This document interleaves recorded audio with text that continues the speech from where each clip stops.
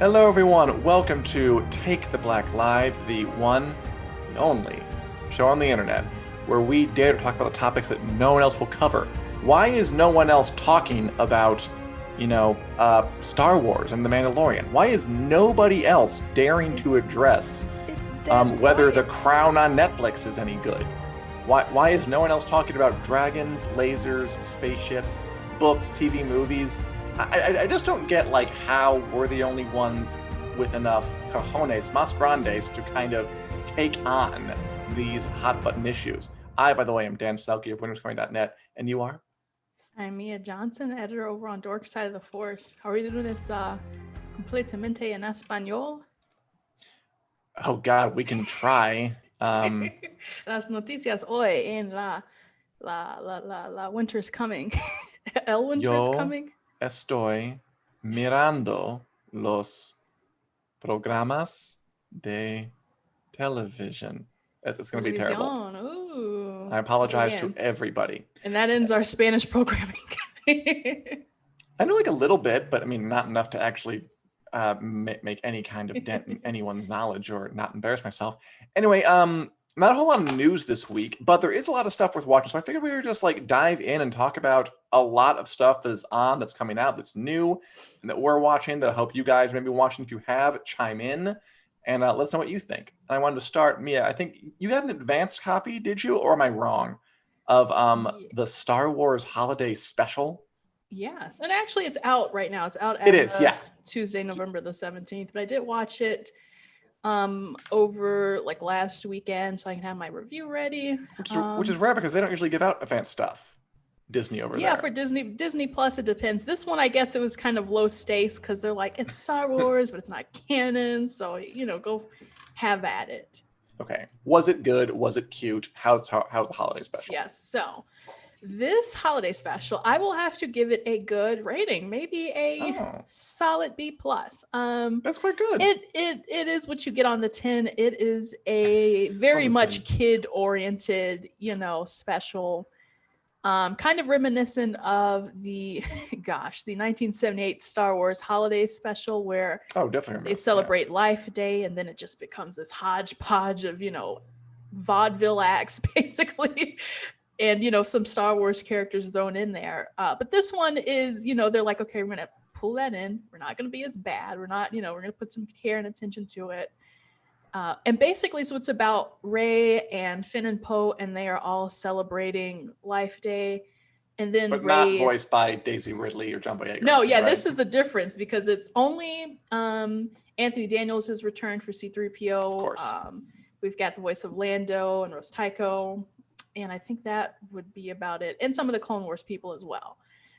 So yeah, Rey is she ends up going to this Jedi temple where she can go back in time and she can go meet Anakin Skywalker and Luke Skywalker before he learns the Force. And, then she gets caught up with Emperor Palpatine and Darth Vader. So that's it to me is kind of like the robot chicken of yeah. I could see that. But completely for kids. So, no swearing, no dirty jokes or anything like that. So it was really fun. And, maybe not a Christmas tradition I'll be watching every year, but for the time being, it was nice to just kind of sit down and see Star Wars make fun of themselves. I have a question. Yes. Is there a reason that they're all Legos, or is that just the aesthetic they went with, or is there a brand deal here? Yeah. Why is this a normal Star Wars holiday special? Why you got to put Legos into it? It's probably easier for a lot of reasons, to get everybody back. It was probably not happening.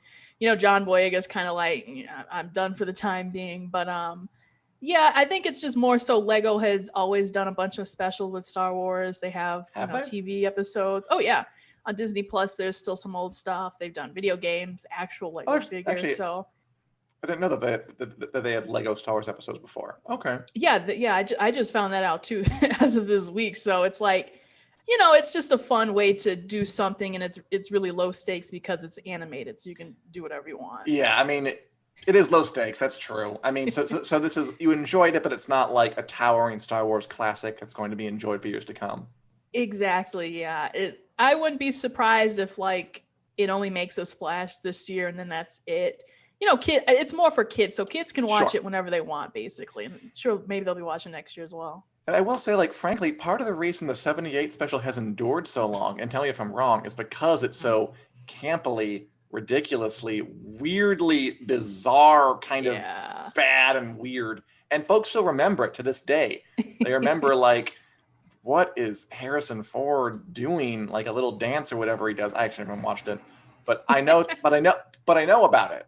And I wonder if it takes something that bad to endure in a way that maybe something like this might not, although we don't know. Oh yeah, it's one of those things. It's like the train wreck that you can't turn away from. That's what that is. And as part of this, Disney had opened up a like virtual press conference with Anthony Daniels, who plays C-3PO, and so I participated in that. It was on my day off. So I was like, I'll do it, just to video chat Anthony Daniels. Not so fast free time. Yeah, it was an experience though, because they put a lot of us in this one room. And so you only had 30 minutes and not everyone could talk to him. He couldn't even see your face. Oh, really? I'm gonna call Disney out for that. I want some face-to-face interaction. But anyway, so I didn't get a chance to call Disney out on anything. I didn't get a chance to ask him a question, but what Anthony Daniels did say kind of about the original special was, even he's like, it was a dismal experience. And he's got a really charming British accent. It was a dismal experience. And now I have to go back to therapy because it unlocked all those memories. And I was like, oh, but he was really lighthearted about it too. So you can tell like he knew it was bad, but hey, it's water under the bridge at this point. Yeah, I mean, he's been making a living off playing the Golden Robot Man for the past like 40 years. He'll be fine. Yeah. Okay, good. Well, I'm glad you enjoyed it. Yeah, maybe I'll show it to my nephew or something. Sticking with Star Wars, what did you think of the new episode of The Mandalorian on Disney Plus? The HEIRESS. My biggest takeaway from this, and I think I've said it all over the place, is that I think this episode should have been the premiere. This should have been the season opener for season 2.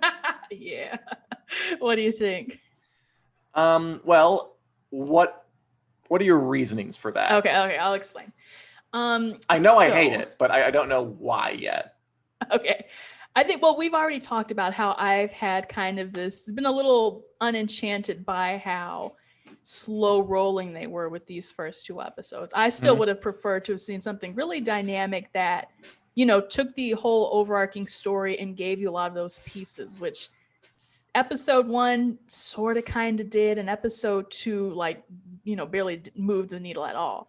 Yeah. So this one where it's like we had these really huge booms, like, we've had Bo-Katan, we had the name dropping of Ahsoka and the Jedi, and we finally saw Moff Gideon appear. We did in one of those classic Star Wars hologram things, where he's just kind of looking all malevolent and at his soldiers, and oh, that guy's bad news. Oh yeah. And I also like that the Empire folk or the whatever they are now had American accents, because usually aren't they like reserved for the British? That's a good question. Technically, since they recruit from all around the galaxy, there should be a myriad of accents. So the fact that they're all British is very astounding. there should be, but it's always like a thing, especially with older movies, where like the British are coded as bad. Yeah. Like the villains just tend to have upper crust British accents, and then they fight the heroes who have like the non-accented stuff. But this is The Mandalorian. It's 2020. We're going a little more progressive. And the American accented people can also be in the Empire. Right. Wow. Finally. But yeah, just to wrap up my point, I was like, these were the little drops of info that we needed. These weren't even like, some of them were super duper huge, still like just the tiny reveal of Moff Gideon. Like we didn't even like come face to face with him. It was just that hologram. And I was like, if we just had that to start us off, and then I would have accepted us having like 2 filler episodes just to kind of draw out that suspense. But to me, I was like, we've already had almost a year of suspense between, season 1 and season 2. So I would have liked them to have started with this, where it's a little more, actiony right at the beginning of the season. Gotcha. I disagree. I really do. Like, I think that first episode where he was with Cobb Vanth and they fought the giant sandworm ripoff was the best one they've had so far, definitely. And I mean, I guess that's like what we're looking for. Like, I'm not really looking for them to expand the mythology, whatever. I want to be entertained, and that was the best written episode. This one I almost thought moved a little too quickly. Mm. Like, and I've been pounding the drum forever about I worry about them kind of getting up their own butt with all the Star Wars mythology stuff and making it less about what makes this show special and more about how it's a part of this larger Star Wars shared universe they seem intent on building. Yeah. And this, it was fun. You know, the Mandalorian met some of his fellows, his colleagues, well, not colleagues, people of his, what is it, like his creed, other Mandalorian warriors. Yeah, yeah. And he helped them get some weapons they're going to use to take it back to the planet someday, which was nice. And like he got a lead, but I don't think it was a better episode than the first one. I thought it moved a bit quickly. I mean, and the fact that they mentioned Ahsoka Tano is not like a, oh, that gets an A from me kind of thing. Like, you got, like, is she going to be entertaining? I don't know. I thought that Katie Sackhoff was good as the main Mandalorian warrior lady, Bo-Katan. I think it's I've heard them say Katan. I don't like the way the "and" sounds at I like the end, that. but Bo-Chris Katan, Mandalorian warrior. It was entertaining to watch. Always like Baby Yoda being babysat. That was cute. We really liked the frog lady reuniting with her husband. It was like, yeah, I know that was such a people huge moment. Are running, are hugging. I don't know really why, cute. but it was cute. Yeah. I mean, to me, the first episode was really, really good. It told like a complete story from front to back, and this one was I liked it, but I felt it could have like slowed down a bit and sunk in some of these character moments. And I am against giving them approval just because they move the story forward. The story is the journey, Mia. The story is how we experience the time in between. That's what I want. And I just don't like the idea that just because it advances it's automatically good. I think this shows that it's not. Yeah, I think it's funny how we are kind of diverging in the way, because I think we were at first kind of on the same level where we're like, sure, well, you know, we like the way it's going. Oh yeah. And now that they are kind of like dangling the carrot in front of my face, like, hey, what if we did explore more of like the Clone Wars characters and Rebel characters? How would you like that? Or what if we just stuck with the, you know, the serial or the, you know, the day-to-day sort of villain of the week story? So I don't know.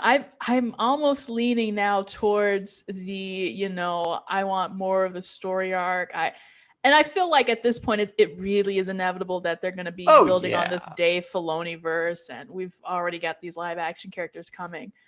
And I do think I kind of like leaning into that. I know the show is over. We've broken up.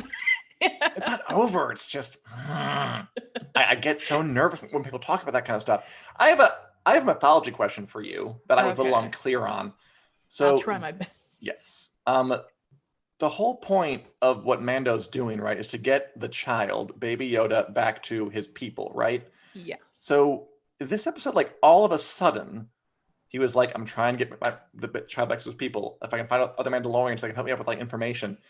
And then in this one, he said, he said, like, I have to return him to the Jedi.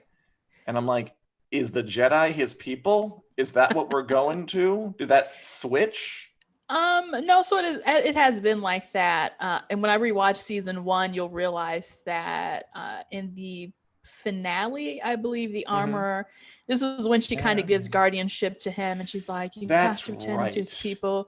They are these magical sorcerers, you know, and they're called the Jedi. And he's like, you want me to return them to magical sorcerers? Okay, actually, yeah, you're right. I'm sorry. Yeah, so she doesn't know exactly what Baby Yoda's species is, but she knows because he can use the Force that probably the Jedi would be able to help him out. So I think that's where they're going with it. Okay, and we have a comment. I will read it in a second. Although, yeah, I just want to work with it in my head. Okay, so, I mean, I don't know. Apparently, so Yoda's species, I thought they had like a planet or something somewhere. Are they all the Jedi? Maybe we'll find out. So, Vuzumuzi Mayakayaka asks, what does Sasha Banks do in The Mandalorian?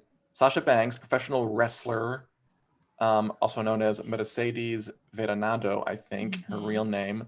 She was one of the Mandalorian warriors. She had a name. I forget what it was. It's Kosha Reeves. Kosha Reeves. Okay, fine. Yeah. I don't think she's going to be like a giant presence. I mean, maybe. It seemed like it was kind of a walk-on role, right? Yeah, yeah. I really thought it was going to be something bigger than that, and then to see she was just part of Bo-Katan's crew, I was like, okay, I think this is probably literally going to be all It that was we see of solid. It was her. perfectly fine. Yeah, yeah. But I mean, I mean, actually, I wouldn't be shocked if she showed back up because clearly they want to go somewhere with the Bo-Katan wants to take over Mandalore again, unless that's like a spin-off setup or something, and they'll go there. So I don't think she's going to be a huge part, but they left the door open. Yeah, yeah, she could definitely return. She was solid. I mean, it's interesting casting professional wrestler types in your shows because obviously they are performers, Mm-hmm. but sometimes it doesn't quite translate like Yeah. the kind of performance you do in the ring to a show. Like The Rock is someone who made the jump in Oh flying colors yeah. Oh beyond huge yeah. success. But there were also like Hulk Hogan did movies back in the day. But there were Mm-hmm. also or Andre the Giant. I guess there's a long history of professional wrestlers coming into movies and stuff. But there's also a bunch who don't make it. And Exactly. Yeah. They only gave her one line too, and how's I that? was like, yeah, even in that one line, it seemed like she did nail it as good as they could have. Really? So, yeah, I was like, who is this person? And I realized it was her. I was like, oh, okay. She was fine. But Yeah. will she show back up? I don't know. And and the show does have a Oh, history of taking fighters, and like because also Gina Carano yeah, that's right. plays Yeah. Cara Dune is kind of the same sort of deal, and she did a good job despite all the controversy that's Yeah. befalling her right Let's now. see. We got a good follow up comment. Ooh, What GOT character can you compare her cameo to so I can understand it better? I would compare her to um maybe like a random member of the Night's Watch, like Grin from the Night's Yeah. Watch. He's there. He's kind of a buddy of Jon Snow and Sam's. Was that Ed Sheeran? No, no, no, But that would be a good no. comparison, wouldn't it? Well, because I think she's gonna come back. Because like Okay. Gren, Mark Stanley was like, he was there. He was like a fighter. He was with the Night's Watch, and then he was never really a giant character, but he was like one of the kind of secondary ones. And then he died in a battle episode. I could see that. So far she's like that. She's a Okay. warrior who doesn't have that many lines, but it's in the background. And will she come back? I don't know. What a fun quiz. I can do that better. Yeah. So that's The Mandalorian. Any other thoughts on that before we move on? No, I think it's really heating up. I don't know if we're gonna see Ahsoka in the next episode. Probably number I 5 is think the so. one that Dave Filoni directed, I think. So it should be exciting. We'll see. All right. We're doing some British accents there, Oh yeah. which, or rather you were. I like it, by the way. I'm very impressed. Which is a little relevant because this week, and I watched The Crown, the Ooh. season 4 Crown, most of it. I only have one episode left. Oh wow. By the way, Diane asked, "Have we watched The Undoing with Cole Kidman and Hugh Grant? A whodunit thriller on HBO?" I have not watched The Undoing, Hmm. although I've heard it's good. I know it's on. It looks interesting. I did watch The Crown this past weekend, the season 4. Are you familiar with it? Are you familiar with this series at all, Mia? Have you Oh dabbled yeah, in we The Crown talked at a little all? bit about it last at some point recently, didn't we? Oh, I'm sure we did. Because I'm drawing a blank now. Have you ever watched? I think yeah, like an episode or two. And I did Fair say I enough. was this season looked pretty interesting with Princess Diana. It did. So I watched the first 2 seasons because I was interested. This is like a history show about the British monarchy from like the 40s on, and it's very well made. It always was. Like it's Yeah. got this kind of like clockwork precision to it, where all the period details are really sumptuous, and the costumes and the sets and the actors are top notch, like across the Yeah. board. Like Olivia Colman as the Queen. You got Tobias Menzies, Game of Thrones actor, as her husband, the King Consort Prince Philip. You have all like Helena Bonham Carter as Princess Margaret, her sister. Like all these big names are in it, and they do great work. There's just something about like British chamber drama, like you know what I mean, where like they all have like these mannered accents, and they like banter, repartee back and forth in Yeah. nice outfits in period clothes. It just kind of feels comforting to me, like something about it, like a BBC masterpiece theater sort of thing. Yeah, It's that's definitely one a way, yeah. style. I watched the first 2 seasons and I liked it, and then I stopped because the stakes on this show are weirdly low. Like, Yeah. it's about the British monarchy in the past 50 years, which basically means they don't really have any power. So they're all just kind of um, having these like pretty small problems Yeah. that that that you could just solve by like stopping the monarchy. Like I always want to yell at the screen, like, "Oh, you don't want to bring shame in the monarchy? Who cares? It doesn't do anything. Get rid of it, and you'll have a nice life." But they're not going to do that, and so I stopped No. watching because it wasn't. There was something almost a little offensive about like these really, really rich people watching them work through their petty little Oh domestic yeah. dramas, and Yeah. why is so much money on this? But I wanted to come back for the season 4 because I knew they were going to bring on Margaret Thatcher, played by Scully from the X Files, Hmm. and they were going to bring in Princess Diana, played by I forget her name, Emma something, and it's good. I watch it and it has the same thing I liked about it before, which is like the richness, the detail of Hmm. it, just kind of the sumptuous British chamber drama pleasure I get from watching well-dressed people banter in fancy rooms. There's just something nice about that. Yeah. And because these two people are in it, like Margaret Thatcher and Princess Diana, I do think it's more interesting just because they add some tension. Like Ooh. Margaret Thatcher is a huge figure historically, who had a pretty kind of, if you ask me, like corrosive effect on society. And so like the things she did are pretty historically important. So I like seeing them do that. And Diana is like this figure who I know like actually does shake things up a bit. Like Yeah. so much of the series was just like, I want to be my own person, but you can't. You're a royal. Okay, I won't. But like she doesn't go for it. Like she does divorce him eventually. I Yeah. mean, that's what happens in history. So it's just more exciting because like it's actually going somewhere. It feels like, and Hmm. she doesn't die. I feel like that's next season probably. They don't get to that part. But it's just it's exciting to watch, even though I do like have this weird objection to maybe like the whole idea of lionizing royalty like this and spending so much money on a show depicting them so lavishly. Hmm. Because a big part of me is like, just abolish it.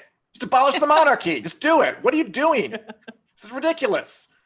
But the show is very, very well made. And I do like the historical angle. And I think this season is a bit more, I don't know, it's a little more pedal to the metal exciting because Ooh.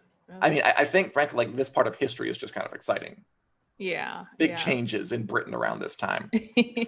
Yeah, she's really a dynamic character just in real life. So for that to translate, I mean it sounds like it does translate pretty well on screen and everything that she's kind of brought to, shake things up kind of in a way, like almost you can compare it to Meghan Markle or I wasn't Oh, around totally that compared to time, Meghan so I can't Markle. say for sure, but even this one, this is, what's going on right now is really huge for Diana's son to basically step away from the crown. So But again, okay, we're getting off topic, but like it's huge compared to the stuff the Royals do. But like, is it really that huge? You want to go and like get a job and live? Who cares? Like, okay, sorry, you're getting to my opinion on the Royals here. But I think there's a definite Meghan Markle connection. But the way they're not going to cover that apparently. They're going to stop before that, which I think is a shame yeah. because you can play yourself. Oh yeah, yeah, that would have been huge. It's like, of course I'm gonna do it. Why wouldn't I? By the way, we have another comment from Vizumuzi. By the way, tell me if I'm saying that right, because I have no idea. Great explanation. Thank you. I like the way Dan can't pronounce my name. I tried, but he can say Khaleesi's name and surname properly. Oh, sorry. It's all good. Watch Oh, the by the way. I gave it my hello. all there. I really tried to pronounce that, and I failed. I'm sorry about that. Anybody out there watching The Crown? Because as you can see, even if I have objections, clearly I'm interested and I get kind of passionate about it. Yeah. Even though I have some misgivings, I am enjoying it, and I am enjoying kind of the just the splendor of it all, while also kind of objecting to the splendor of it all. It's a strange relationship I've been having with the Maybe show. that's the point. Maybe it's here to awaken us all to show that the monarchy is just terrible. It's Oh gone on for no, way it's too not. long. Oh no. Also, like the show is not anti-monarchist. Like it's way too kind Yeah. of, I want to keep saying, Promotes. Yeah. sumptuously made. Like, you Uh-huh. know, it shows people like living their best lives, and it has all this, you know, like beautiful detail in terms of, again, the costumes and the sets and the editing and the production value. It makes the monarchy look way too gorgeous to be fully against them, Mm. even though it's, and also, I mean, like part of it, there's like part of it, it's like Margaret Thatcher is sort of the villain in some ways in some episodes, but not all the time. It's pretty fair-handed, I guess you could say. In terms of it doesn't really condemn or praise anyone, especially, but it just kind of shows what they did historically. Indulge, by the way, it's definitely a take with a grain of salt thing. I almost wish it would like draw a clearer line. Like there are times when it like humanizes Thatcher, who like Mm. apparently cooked in her kitchen for her cabinet members for fun. And I'm like, man, you want to humanize her? You should maybe go in on some of the stuff she did and some of the effects she had. And I'm not sure how I feel about that. But the performance is great. Like Gillian Anderson is really, really good. Everyone's really, really good. It's just a bet. well-made clockwork thing of a show, even if I sort of, I don't know, something in me objects to it. I don't know quite what. Well, you can send your complaints to Netflix. As as our commenter says, it's safe to say that Breaking Bad, Sopranos, The Wire, and Game of Thrones are in the top 4 GOAT series. Breaking Bad, yes. I'd actually never seen The Sopranos. The Wire, I love. Game of Thrones, yes. Oh, of course. Yeah, those 3 are great. I've not seen The Sopranos. Is that bad? Have you seen The Sopranos? I don't know. I've never seen it either. Enough. We're bad judgment of character. Sorry. The Wire, though, is fantastic, as is Breaking Bad. And The Crown could be on a top, maybe top 60 list sometime. Really? You think? I think it's pretty good. Top 60. Yeah. Does this interest you, Mia? Does my talking about it make you want to see it at all? A little bit. I feel like I probably wouldn't have the same qualms as you about the monarchy or anything. Not that I'm like, Get rid of them. Sorry. Fighting to dismantle it. Whatever works in England works in Great Britain. But yeah, like I said, I'm interested at least in her story. I might even just skip all the other seasons just to get to her. I mean, I think you could. It's perfectly fine. I mean, yeah, I'm not sure what it is. Like, I am too young to remember Diana at all either. I mean, I think she was like technically alive when I was like alive, but I was like 1 or something. But she has like endured in the popular imagination, hasn't she? Like kind of this larger than life figure for whatever reason. It's kind of like it is for Meghan Markle or like Marilyn Monroe almost, and like the kind of beautiful tragedy, like spiraling down in the public eye kind of thing going on. But yes, definitely compelling, if a little objectionable. What's number 5? That's a good question. Okay, of our top 4 GOAT shows. I always love Buffy the Vampire Slayer, but I realize it's not like peak TV, but it's so kind of, to me, very important. The Simpsons, of course, I got to go with that. Of late, what have I loved? I'm gonna go with Buffy. I love Buffy. Really? How about you, Mia? If you would add another show to that list of amazing shows. I don't know. I'm kind of biased towards Westworld, maybe Really? aside from season 3. But that's one that really kind of, it's rare for me to watch a show all the way through and not be like, I'm gonna, skip this. Sure. I really, really enjoyed the first 2 seasons. I was like completely blown away. Very cool. Very nice. And I should go get some more to think about. One other show that I want to talk about before we sign off that I actually haven't watched a ton of, but I do want to discuss briefly because it's just historical importance. Is, and I'm sure it would be some people's GOAT series, not mine especially, but some people's, is Supernatural. Yeah. Okay, Mia, this show, Supernatural, is, a supernatural kind of mystery drama where these 2 dudes, brothers, go around in an Impala, solving mysteries and killing monsters. I don't actually have any like giant affection for it, but I really respect the fact that it has been on for 15 straight years. Yeah. It started when the CW was still the WB, and it carried over. Yeah, it's a granddaddy show. It is. And it has a very passionate following of folk who have followed it from the beginning to the end. I have watched a little bit here and there, like over the years. Like, I mean, it's been on for 15 years. I have not seen an episode or 2. I always enjoyed it more or less, but I just wanted to salute it kind of. It's ending tomorrow. I think tomorrow it is, Wow. I mean, its final episode, Carry On. And that's impressive. I mean, not many shows, especially these days, get past a few seasons in. And for this to go 15 years of demon hunting, god fighting occasionally, I think they fight everything. You know, I don't know, devil wrestling, um, just supernatural rigmarole mystery solving is very, very impressive. Yeah. Yeah, I had one of my best friends from college. This is like her number one show. So I picked up watching it when we first met. Like we had like this tradition with a couple of our friends where we would go into one of the lounges of the dorms, and which Really? was really nice and luxurious because they would be like closed off, so you had like your own TV and you can watch. So we would do that like every Thursday night, I think. And I stuck Cool. around for that one episode, which might have been like season 8 or 9.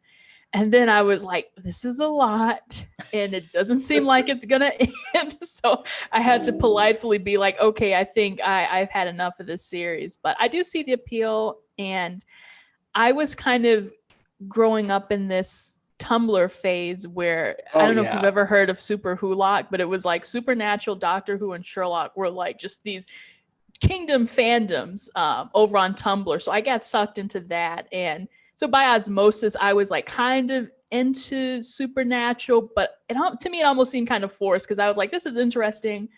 But I just kind of at the end of the day, I was like, okay, this really isn't for me. I'll stop, pretending. Which of the three were you kind of in with during the Tumblr war days? Oh, Sherlock for sure. That was my number one. And then Doctor Who would have been second.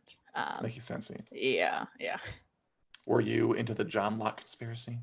Next topic.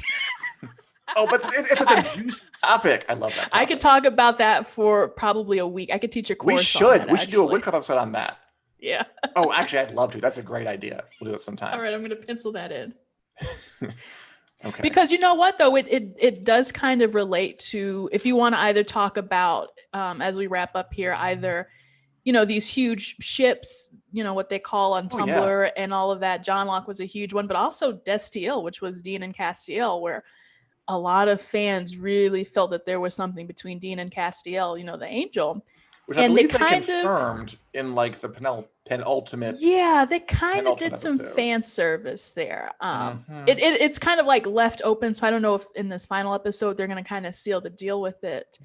But it's pretty interesting because if you're a fan of that, I would certainly take it as a win. I mean, oh yeah, I find kind of that aspect of TV watching really fascinating, which is kind of only something that kind of was possible in the past 10 years or so when the internet was really robust and you could like make your wishes known, where some shows, like you said, Doctor Who, Sherlock, Supernatural, just grabbed hold of the imaginations of mostly these kind of younger viewers who went on the Tumblr and still go on like the Twitter or whatever, and just from what I've read and researched, just really made a community of their own. And it was so kind of powerful and well known that it reached the ears of people who are making the show, and they put things into it, and it kind of becomes in the case of Sherlock especially, from what I again read, sort of its own entity and has its own legend to it, which I think is really like just the way subcultures form around stuff like that. Oh yeah, I'm that living history. Fun fact, well, all my pops are kind of like down in my bookshelf over here. But during that last scene of Sherlock, I bought a Sherlock pop. And then I was like, oh my gosh, Sherlock is alone. I have to buy this Watson pop. So I was like, well, I'll pitch in the other $10 to buy him. And now that John Watson pop is actually worth a little bit of money too. So yeah, sometimes it's good to invest. Very nice. All right, well, we'll wrap up here, but I definitely think we should do a WiC CLUB episode about all of that, because I'd be interested in talking to you, frankly.